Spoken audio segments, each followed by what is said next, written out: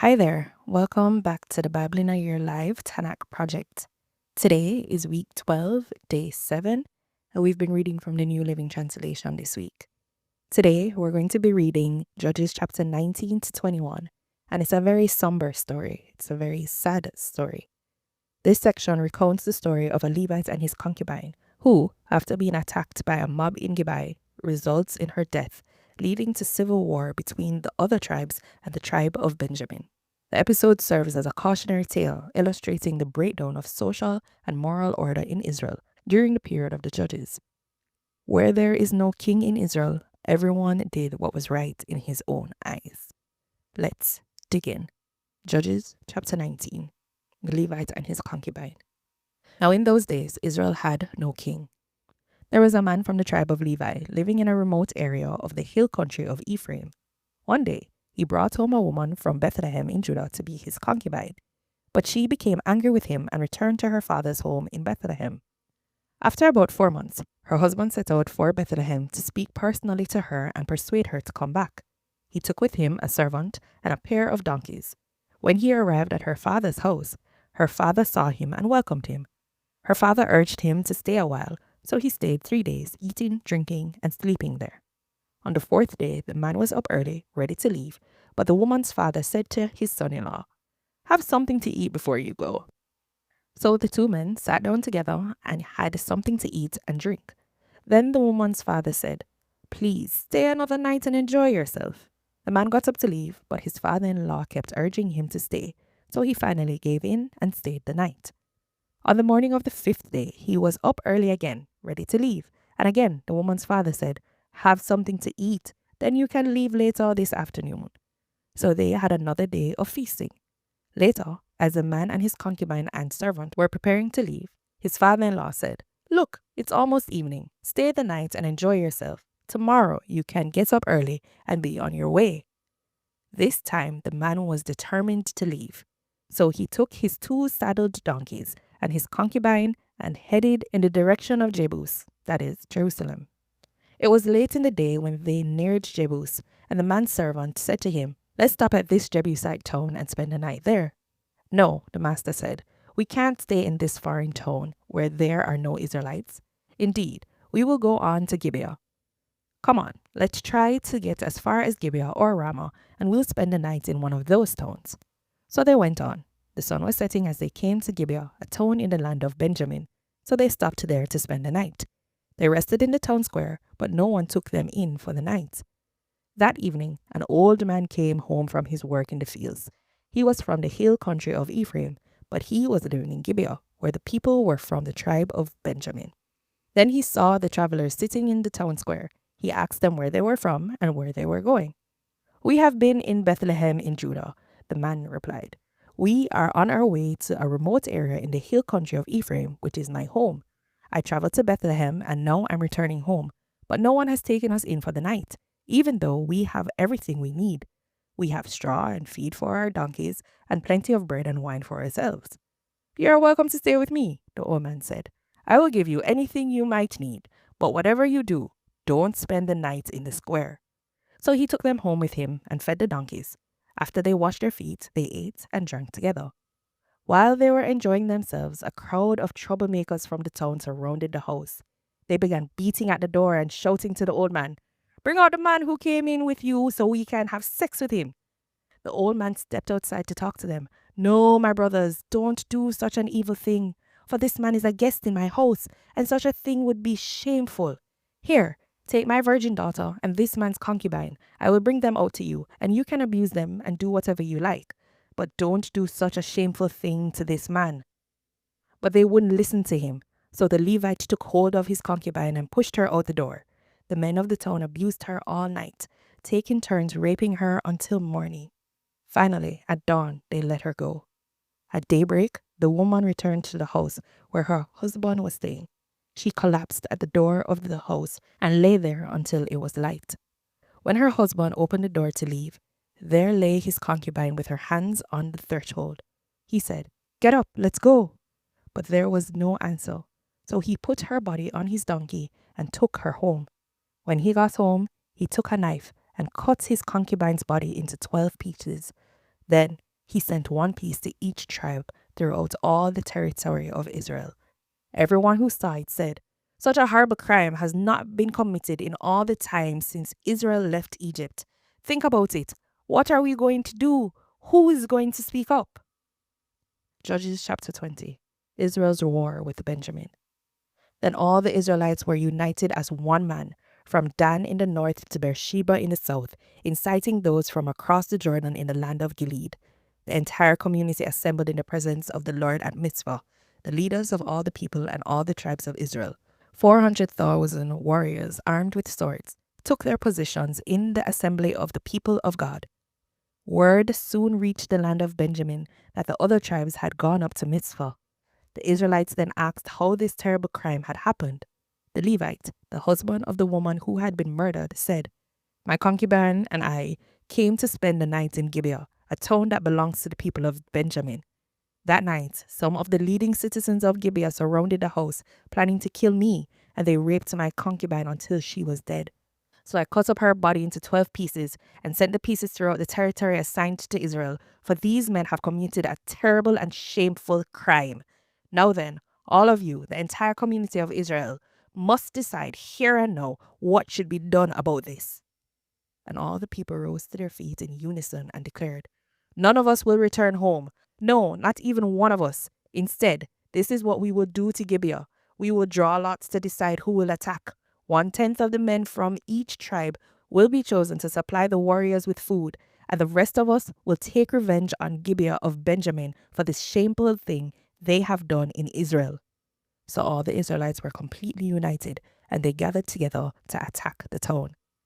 The Israelites sent messengers to the tribe of Benjamin, saying, "What a terrible thing has been done among you. Give up those evil men, those troublemakers from Gibeah, so we can execute them and purge Israel of this evil." But the people of Benjamin would not listen.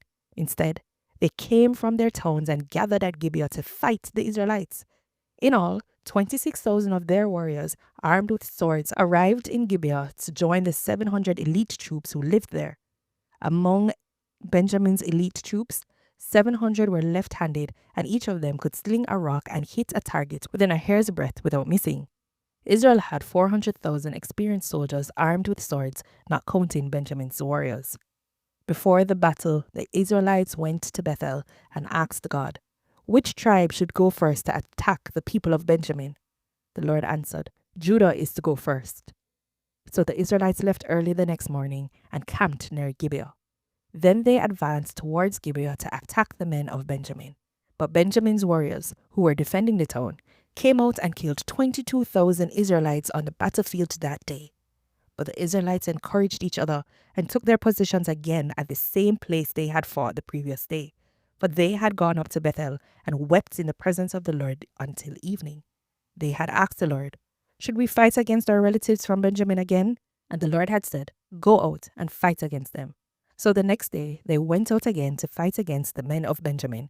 But the men of Benjamin killed another 18,000 Israelites, all of whom were experienced with the sword. Then all the Israelites went up to Bethel and wept in the presence of the Lord and fasted until evening. They also brought burnt offerings and peace offerings to the Lord. The Israelites went up seeking direction from the Lord. In those days, the Ark of the Covenant of God was in Bethel, and Phinehas, son of Eleazar, grandson of Aaron, was the priest. The Israelites asked the Lord, "Should we fight against our relatives from Benjamin again, or should we stop?"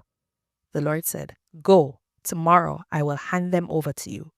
So the Israelites set an ambush all around Gibeah. They went out on the third day and took their positions at the same place as before. When the men of Benjamin came out to attack, they were drawn away from the town, and as they had before, they began to kill the Israelites. About 30 Israelites died in the open fields among the roads, one leading to Bethel and the other leading back to Gibeah. Then the warriors of Benjamin shouted, "We're defeating them as we did before."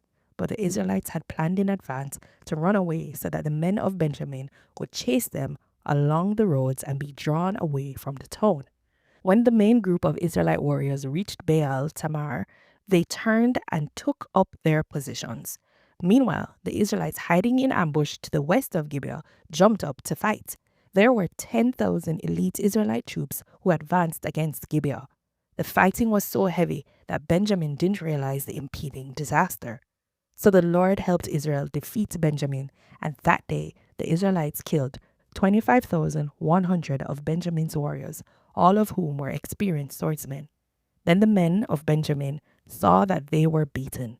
The Israelites had retreated from Benjamin's warriors in order to give those hiding in ambush more room to maneuver against Gibeah. Then those who were hiding rushed in from all sides and killed everyone in the town. They had arranged to send up a large cloud of smoke from the town as a signal. When the Israelites saw the smoke, they turned and attacked Benjamin's warriors. By that time, Benjamin's warriors had killed about 30 Israelites, and they shouted, "We're defeating them as we did in the first battle." But when the warriors of Benjamin looked behind them and saw the smoke rising into the sky from every part of the town, the men of Israel turned and attacked. At this point, the men of Benjamin became terrified because they realized disaster was close at hand. So they turned around and fled before the Israelites toward the wilderness, but they couldn't escape the battle, and the people who came out of the nearby towns were also killed. The Israelites surrounded the men of Benjamin and chased them relentlessly, finally overtaking them east of Gibeah. That day, 18,000 of Benjamin's strongest warriors died in battle. The survivors fled into the wilderness toward the rock of Rimmon, but Israel killed 5,000 of them along the road. They continued the chase until they had killed another 2,000 near Gidom. So that day, the tribe of Benjamin lost 25,000 strong warriors armed with swords, leaving only 600 men who escaped to the rock of Rimmon, where they lived for 4 months. And the Israelites returned and slaughtered every living thing in all the towns, the people, the livestock, and everything they found. They also burned down all the towns they came to. Judges chapter 21. Israel provides wives for Benjamin. The Israelites had vowed at Mitzvah, "We will never give our daughters in marriage to a man from the tribe of Benjamin." Now the people went to Bethel and sat in the presence of God until the evening, weeping loudly and bitterly. "O Lord, God of Israel," they cried out, "why has this happened in Israel? Now one of our tribes is missing from Israel." Early the next morning, the people built an altar and presented their burnt offerings and peace offerings on it. Then they said, "Who among the tribes of Israel did not join us at Mitzvah when we held our assembly in the presence of the Lord?" At that time, they had taken a solemn oath in the Lord's presence, vowing that anyone who refused to come would be put to death. The Israelites felt sorry for their brother Benjamin and said, "Today, one of the tribes of Israel has been cut off. How can we find wives for the few who remain, since we have sworn by the Lord not to give them our daughters in marriage?" So they asked, "Who among the tribes of Israel did not join us at Mitzvah when we assembled in the presence of the Lord?" And they discovered that no one from Jabesh Gilead had attended the assembly, for after they counted all the people, no one from Jabesh Gilead was present. So the assembly sent 12,000 of their best warriors to Jabesh Gilead with orders to kill everyone there, including women and children. "This is what you are to do," they said. "Completely destroy all the males and every woman who is not a virgin." Among the residents of Jabesh Gilead, they found 400 young virgins who had never slept with a man, and they brought them to the camp of Shiloh in the land of Canaan. The Israelites assembly sent a peace delegation to the remaining people of Benjamin who were living at the rock of Rimmon. Then the men of Benjamin returned to their homes, and the 400 women of Jabesh Gilead who had been spared were given to them as wives. But there were not enough women for all of them. The people felt sorry for Benjamin because the Lord had made this gap among the tribes of Israel. So the elders of the assembly asked, "How can we find wives for the few who remain, since the women of the tribe of Benjamin are dead? There must be heirs for the survivors so that an entire tribe of Israel is not wiped out. But we cannot give them our daughters in marriage because we have sworn with a solemn oath that anyone who does this will fall under God's curse." Then they thought of the annual festival of the Lord held in Shiloh, south of Lebanon and north of Bethel, along the east side of the road that goes from Bethel to Shechem. They told the men of Benjamin who still needed wives, "Go and hide in the vineyards. When you see the young women of Shiloh come out for their dances, rush out from the vineyards, and each of you can take one of them home to the land of Benjamin to be your wife. And when their fathers and brothers come to us in protest, we will tell them, Please be sympathetic. Let them have your daughters, for we didn't find wives for all of them when we destroyed Jabesh Gilead, and you are not guilty of breaking the vow, since you did not actually give your daughters to them in marriage. So the men of Benjamin did as they were told. Each man caught one of the women as she danced in the celebration and carried her off to be his wife. They returned to their own land, and they rebuilt their towns and lived in them. Then the people of Israel departed by tribes and families, and they returned to their own homes. In those days, Israel had no king. All the people did whatever seemed right in their own eyes. This is the word of the Lord. Amen. See you tomorrow.